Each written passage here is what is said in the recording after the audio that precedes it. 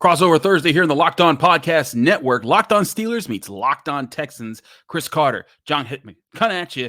CJ Stroud, is he in trouble with the Steelers pass rush with a lot of hurt offensive linemen? We'll talk about that and a lot more of this key matchup that's coming on Sunday.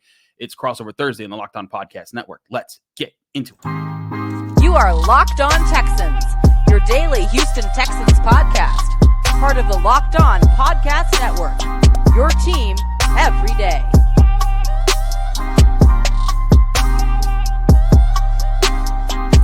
Hello and welcome to Crossover Thursday here on the Locked On Podcast Network. We are your hosts from Locked On Steelers, Chris Carter, and from Locked On Texans, John Hickman. We're breaking down this big 1 p.m. Sunday matchup. Finally, we get an afternoon game here in Pittsburgh. I'm tired of these night games. But, yeah, man, you got to stay up late. You know what it is, John, man. I want to be able to Yeah, man. It's tough. It's tough. Record my show and then have a whole evening to relax. I ain't had that for a bit, but it's going to be a big week. These are two teams coming off of wins where their young quarterbacks threw 2 touchdown passes in their games. It's going to be a big talking point, those guys. We got a lot of other talking points. But first, before we get into any of those talking points, we got to talk about our sponsor, and that's Prize Picks. This Crossover Thursday episode is brought to you by Prize Picks, the easiest and most exciting way to play daily fantasy sports. Go to prizepicks.com/LockedOnNFL and use code all lowercase LockedOnNFL for a first deposit match up to $100.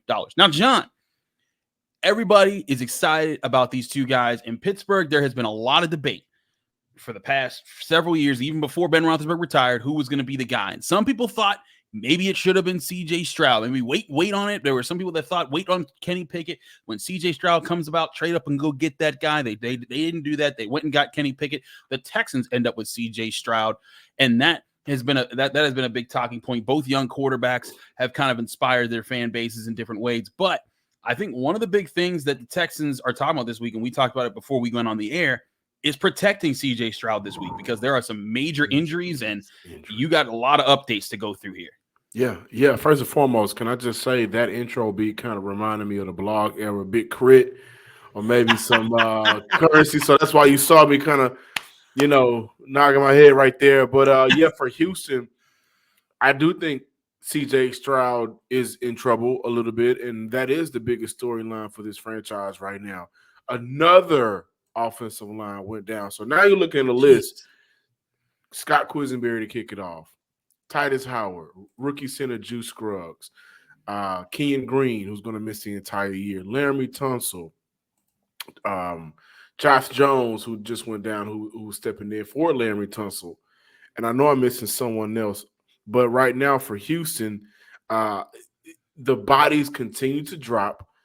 And going against a franchise like the Pittsburgh Steelers, who, by the way, October 1st, you got J.J. Watt getting inducted into the Ring of Honor in front of his brother T.J. Watt, who's been pretty cool on fire right now. Like, that is cool, but we're talking about the game.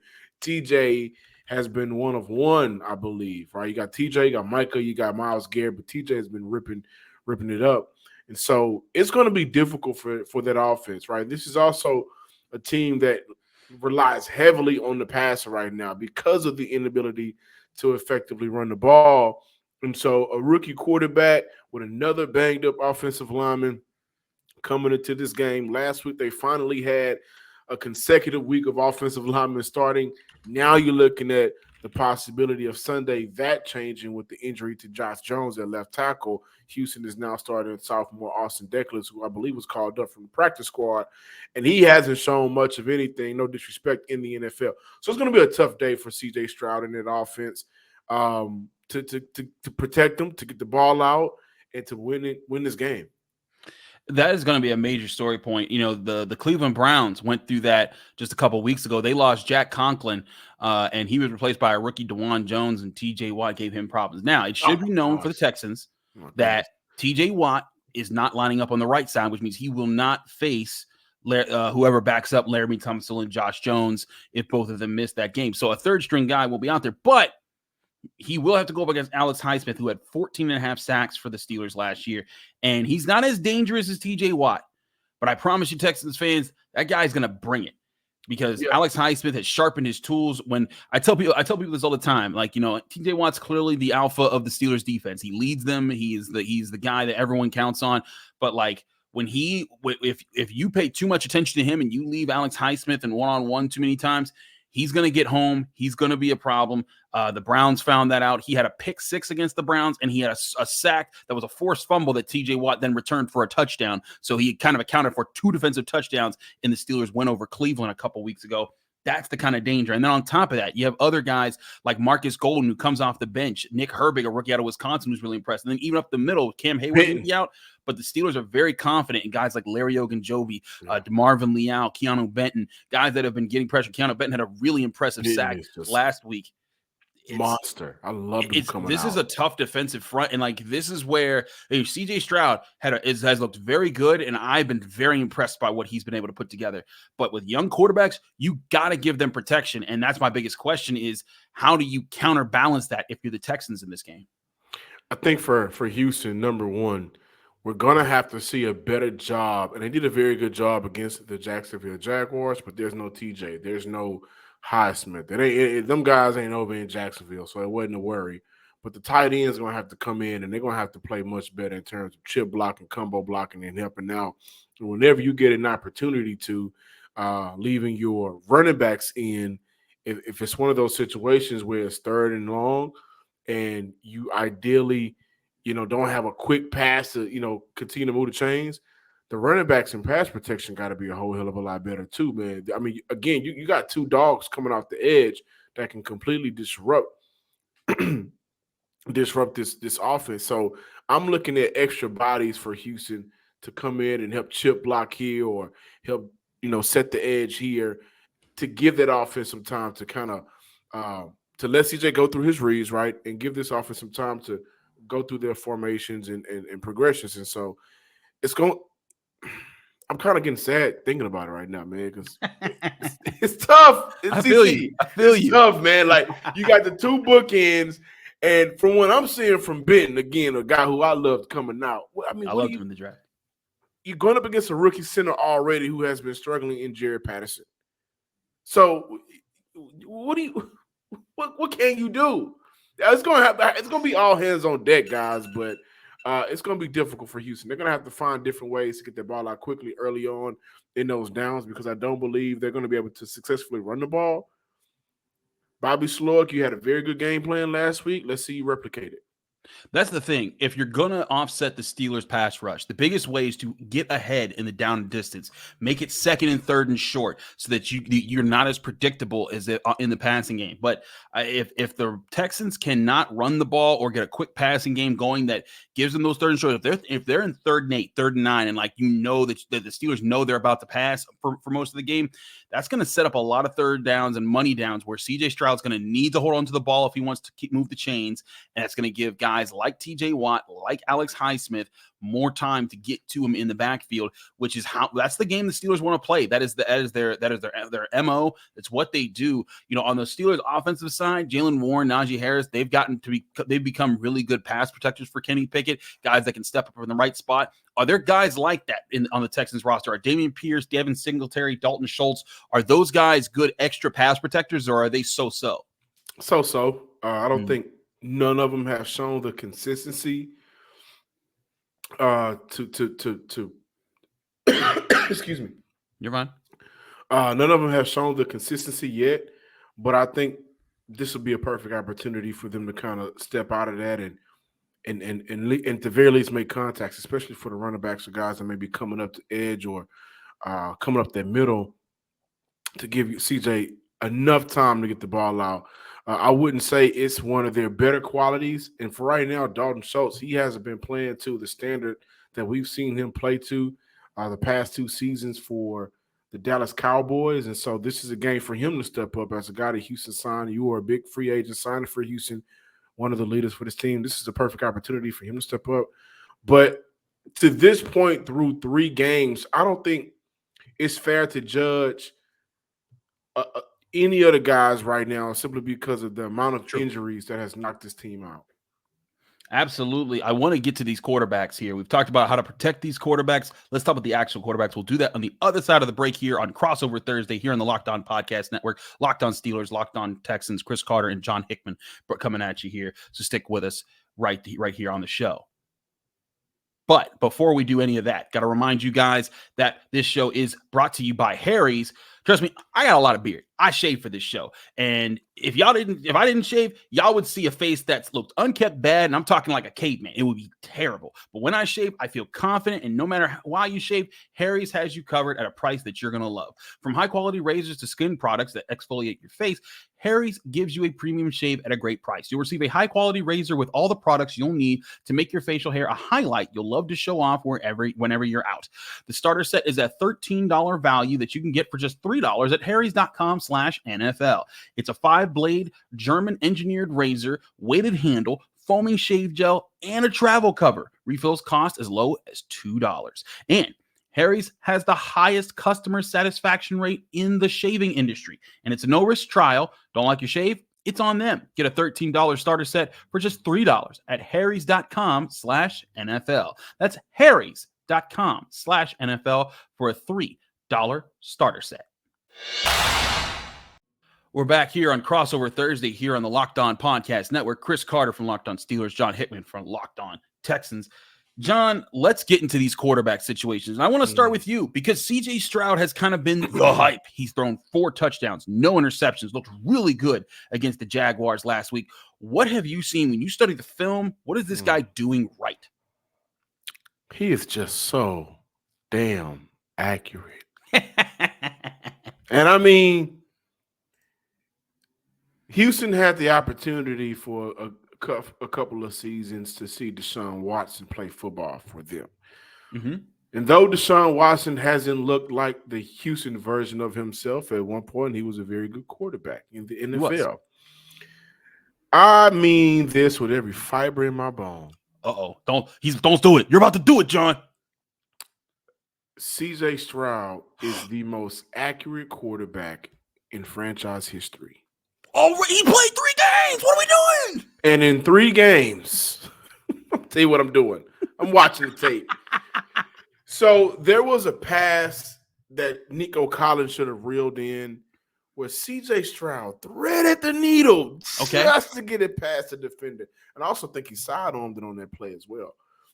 And it goes right in between 2 defenders, and Nico should have just, maybe caught it in field, but I think he may have taken his eyes off the ball to get some yak yards. But CJ is a guy that's super accurate. And throughout training camp, man, we had a theme with CJ. He doesn't make the same mistakes twice. Man. In the sense of eventually, you're going to do something that you did wrong before. But with rookie quarterbacks, you tend to see them make, or Zach Wilson, but you tend to see them make a lot of the same. No. A lot of the same. Why Zach Wilson got to catch a stray on his show? Not that I care about Zach Wilson. That was you slipped that in there. I had to. But you tend to see them rookie quarterbacks or young guys make some of those same rookie mistakes. With CJ, let's say I go out and practice and I'm seeing CJ and he may have missed a guy on a read because he wanted to get the ball over here. CJ processes things very well. He's in that playbook very well. He's in the film room very well. He's talking with the coaches on the sideline after plays to understand what did I do right, what did I do wrong, and how can I not make that same mistake. And so I'm looking at a quarterback that I think takes the game differently in terms of how he prepares for it, how he gets ready for it, how he approaches it. And as a quarterback, and so last week against the Blitz, man, he was, I think, 10 or 13 for 148 yards and 2 TDs.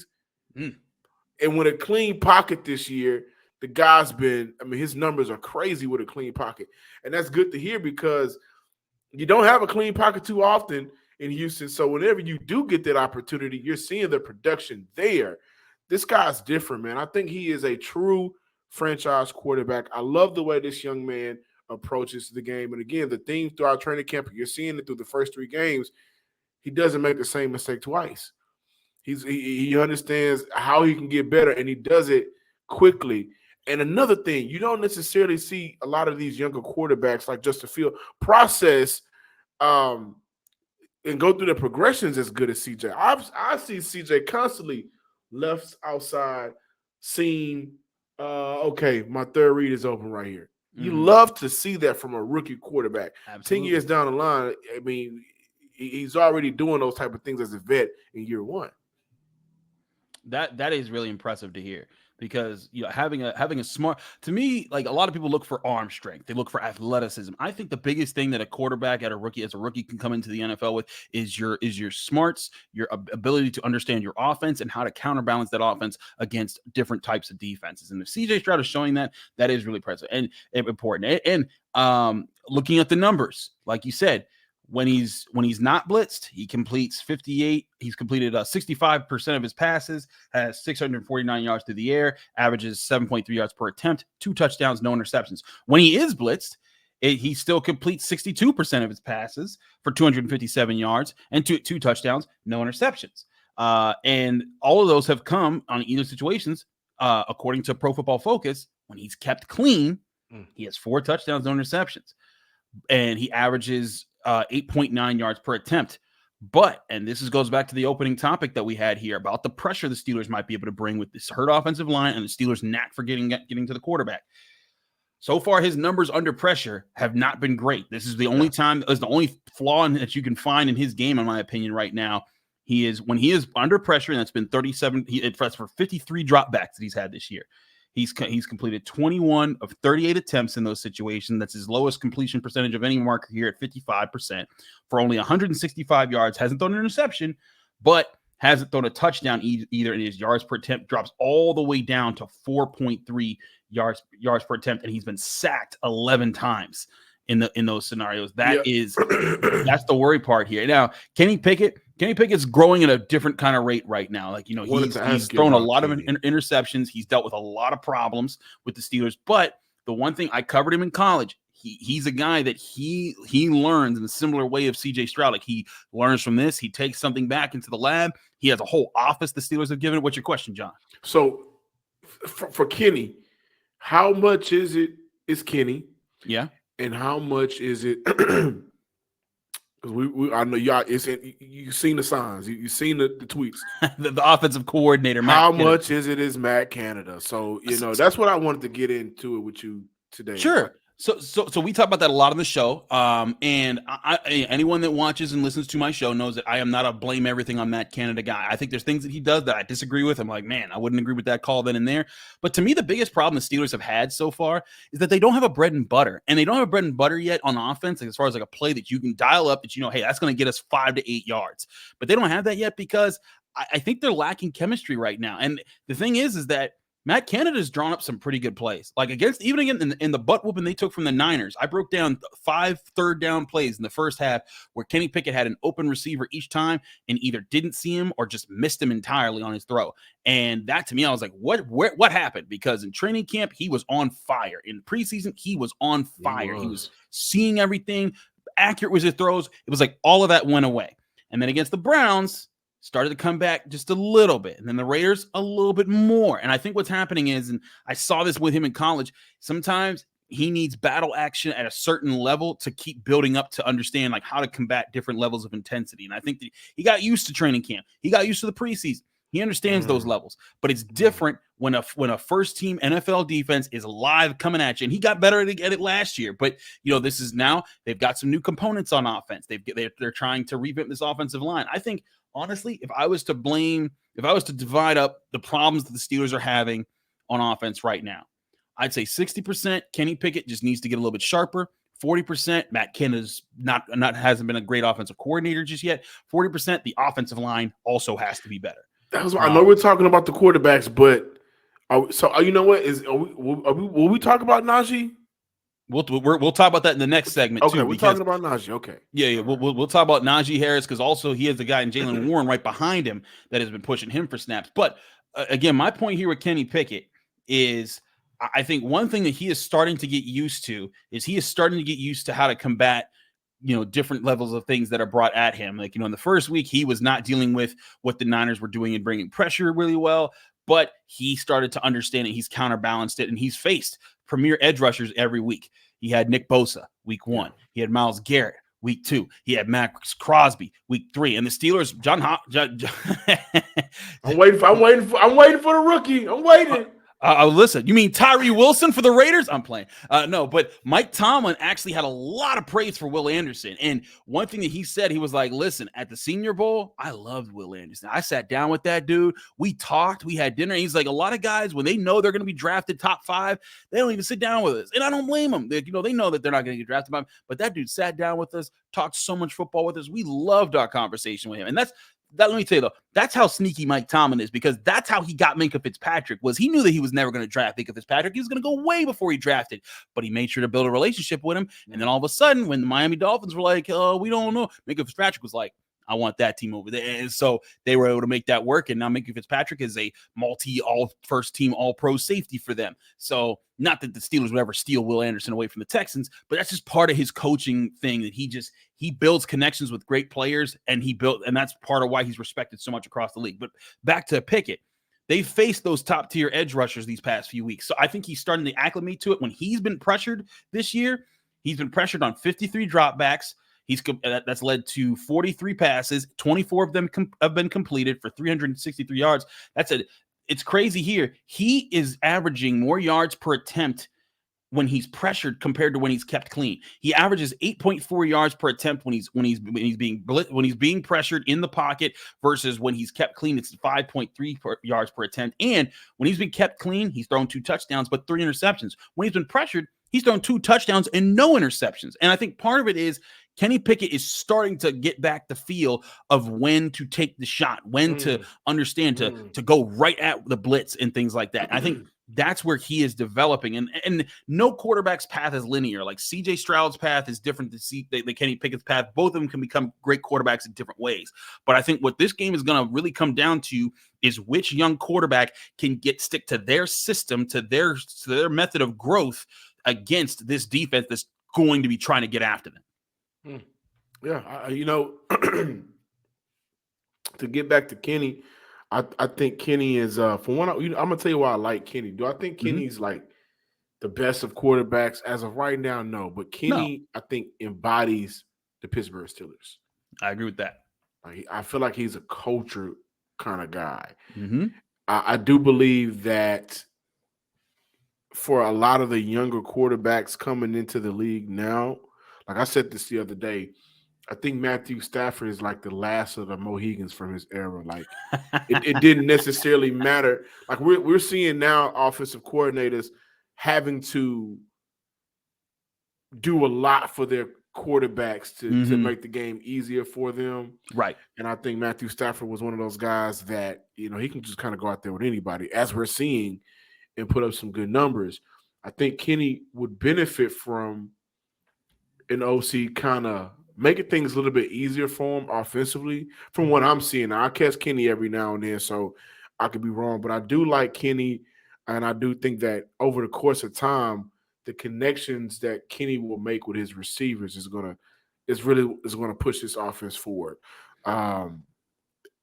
If Pickens get involved as a wide receiver, then, against the Houston Texans, it's going to be a long day. Whenever him and Kenny get on the same page, you see the difference in Pickens, but you also see the difference in Pickett, because now he looks, okay, I got my guy involved. I feel like everything else is going to kind of fall into place. I could be wrong, but when I see those two get on the same page, it seems like Kenny is just like, okay, he's taken care of.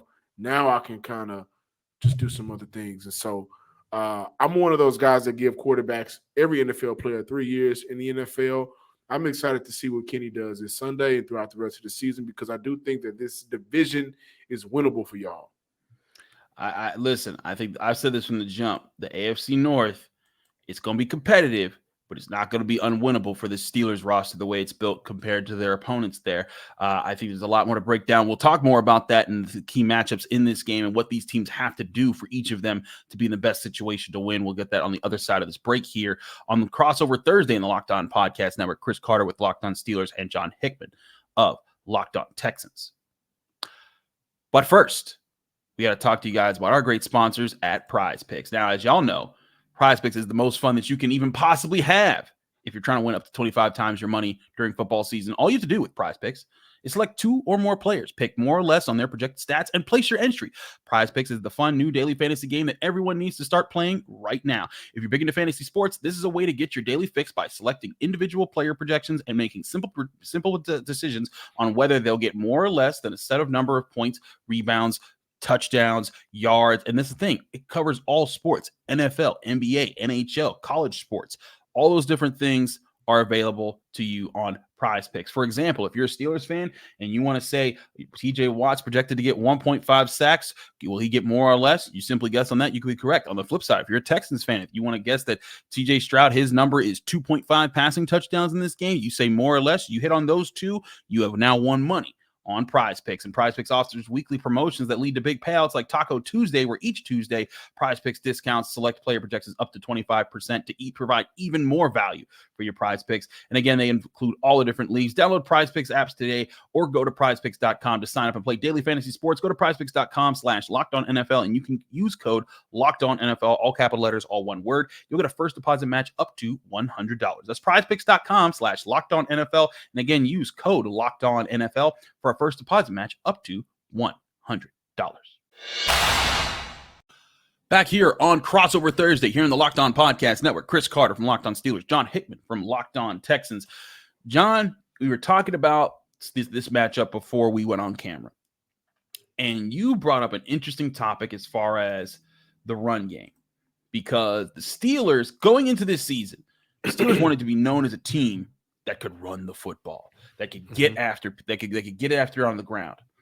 They have not done that as of yet. They've been able to do it in spurts. Najee Harris has had about, I think, like 3 runs that have gone over 17 yards so far this season in 3 games.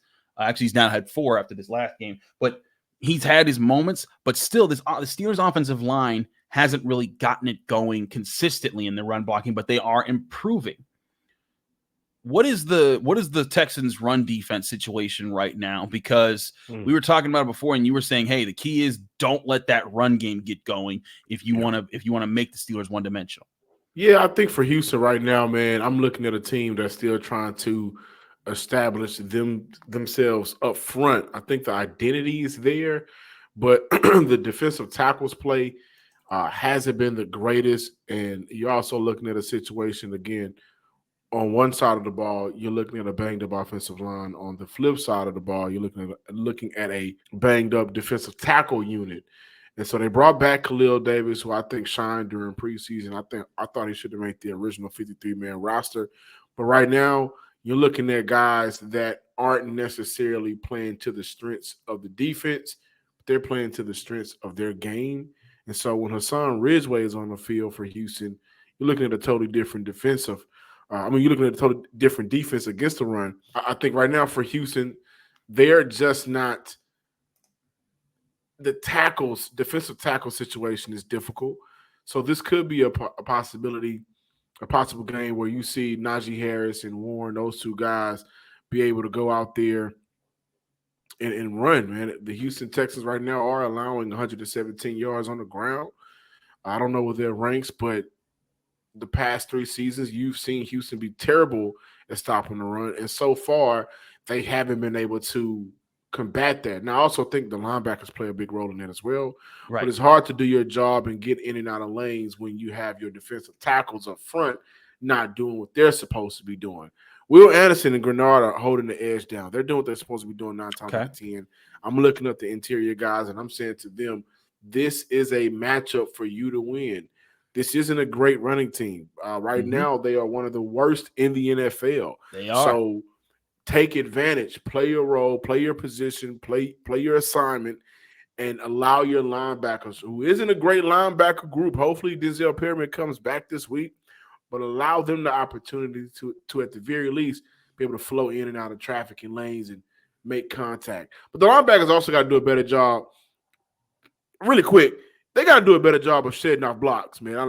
Once the offensive linemen remotely get close to that second level, I don't see too many times where a linebacker is able to create that contact, shed off, and make a play. So they got to do better in that aspect as well. So I hear you in that. The Steelers dealt with that for some years, the linebacker position with Devin Bush.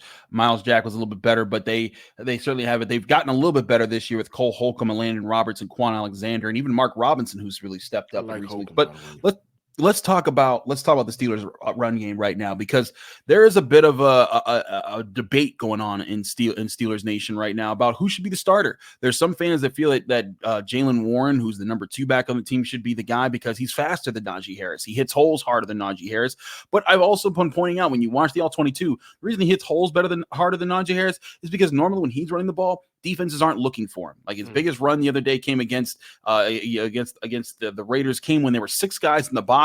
The Steelers ran it to the weak side of the formation, and all he had to do was just make sure 2 guys were blocked, and he just soared right through the line. Whereas Najee Harris, there's a lot of times when he's getting the ball, there's 8 to 9 guys ready for him and just looking for him. And that's what a lot of defenses have been doing early on.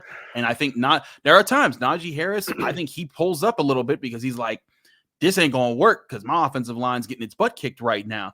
But that's where, if the Texans are going to slow down this run game and keep it from getting its first big week of the season, they have to be aggressive. They have to force Pickett to be the guy that opens up the run game and say, hey, you know what, Kenny Pickett, show us that you can throw the football accurately and dice our defense up.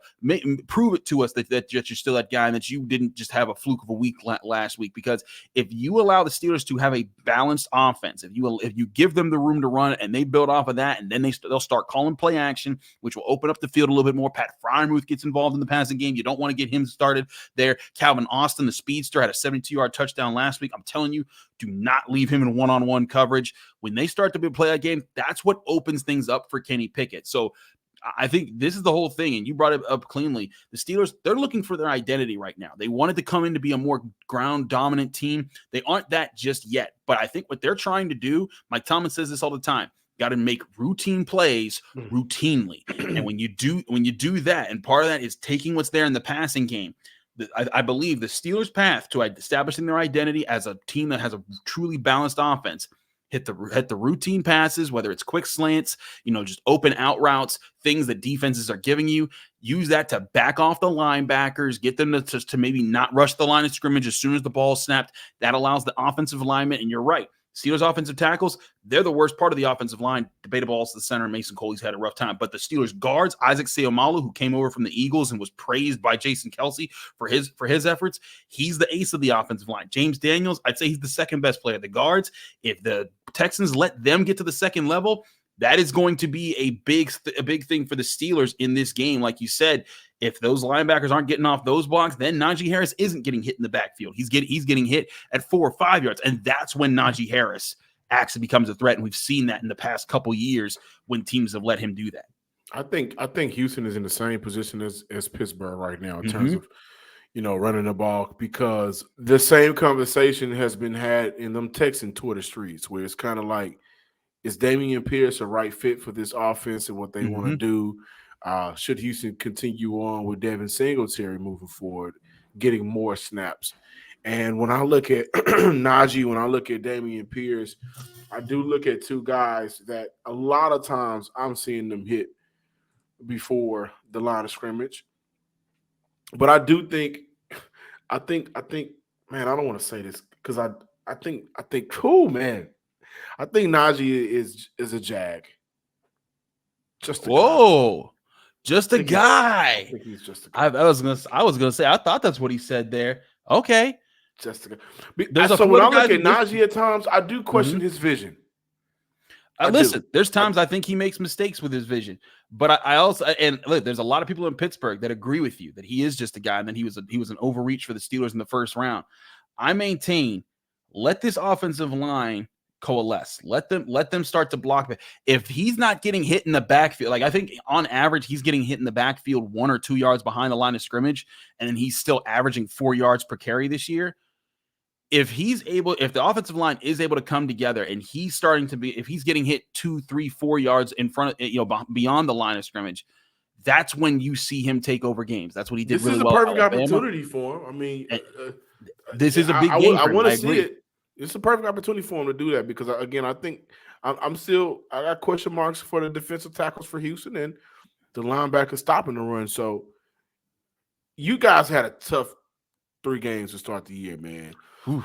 And this is an opportunity for the offensive line unit for you guys, I think, to just kind of get on a better page and have one of those breakout games where you say, okay, if you guys can build off this, now we can do something. Because you talk about offensive identity, again, for both teams. They wanted to run the ball in Pittsburgh throughout the entire offseason. D'Amico coming over from San Fran, Bobby Sloyd coming over from San Fran with them. They wanted to run the ball. It's just not happening for both teams. And so I think that is taken away from both teams' ability to kind of be more dominant offensively, because now teams know you can't run the ball. So, maybe we need to just be more effective against the pass and get after the quarterback. I don't know, but this is a perfect opportunity for you guys to open it up on the run. And I think for Houston, I don't know if we're going to see the run be effective with Dameon Pierce. And I question whether or not we're going to see the run be effective with Dameon Pierce until this offensive line gets healthy again.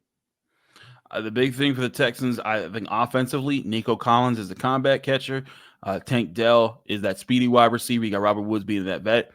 If you're able to get those guys going, if you're able to attack the Steelers, they're starting their older corners. Patrick Peterson is still a good corner, but he's not the Patrick Peterson of old. He doesn't have the speed to keep up with the fastest guys. He's sometimes moved into the slot, so that could match him up with Tank Dell a few times. You had Levi Wallace had a very rough first 2 games, did have 2 picks last week, and also had a breakup on 4th down that kind of helped him bounce back in a week against Devontae Adams. But this is going to be an interesting week here for both teams. I think if the Texans, if they get going to their wide receivers, that might be the ticket that they need in this game because those wide receivers do look deadly. But for the Steelers, if you get after C.J. Stroud, if you get the pressure on him and don't let him throw to those wide receivers, that might be their ticket. But what will actually happen, we'll go over these on both of our Friday episodes on our respective podcasts, Locked On Steelers and Locked On Texans. So you have a full Friday episode. We'll finalize, let you know, guys, who's still hurt, who's coming up, and what big matchups we're going, along with our final predictions. John, let people know they can find you, follow you, and get more of your work. Make sure you follow me on Twitter, X, whatever it's going to be until I got to pay for it at John_Hickman12. I know a lot of y'all are looking like, why do you have a robe on? Because I'm sleeping on the Steelers. I think Houston's going to win this game Sunday. Okay, that's right. Okay. That's hey, right. Listen, okay, I'm taking it there, Steelers Nation. Hey, listen, I would not be shocked if the Texans won. C.J. Stroud has impressed me. I do think the Steelers are building some momentum. This could be a collision course of sorts on Sunday. You guys will get my prediction on Friday on the Locked On Steelers podcast. I'm Chris Carter. Follow me on Twitter and Instagram at Carter Critiques. Read my work at the Pittsburgh Post-Gazette, post-gazette.com, where I cover all things University of Pittsburgh sports, as well as the Steelers there with the North Shore Drive podcast. And, of course, find both of us on our respective podcasts, Locked On Steelers, Locked On Texans, on the Locked On Podcast Network, wherever you find podcasts on apps, as well as on YouTube. Like this video if you enjoyed. Subscribe to this channel, whichever you're watching it on, Steelers or Texans, to get all of your daily action here. Again, we both have Friday episodes, so check those out. But from Chris Carter and John Hickman, hope you enjoyed this crossover Thursday episode.